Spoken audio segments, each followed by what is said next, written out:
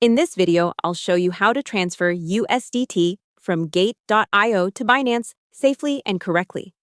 First, open the Binance app or website and log in.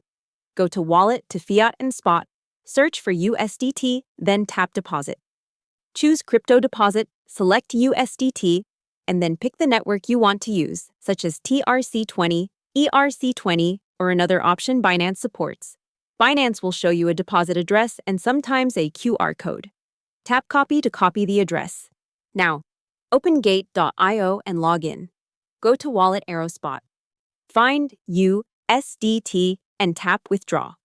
Make sure Crypto is selected. In the address field, paste the Binance USDT deposit address you just copied. Then, very important, select the same network you chose on Binance, for example TRC20 on both sides. Enter the amount of USDT you want to send, check the network fee, and review all details: coin, address, and network. When everything looks correct, confirm the withdrawal and complete any email, SMS, or 2FA security checks required by Gate.io. Finally, you can track the transfer under Gate.io withdrawal history and in Binance deposit history until the USDT arrives. Hope the tutorial was helpful. Subscribe to my channel and see you in the next video.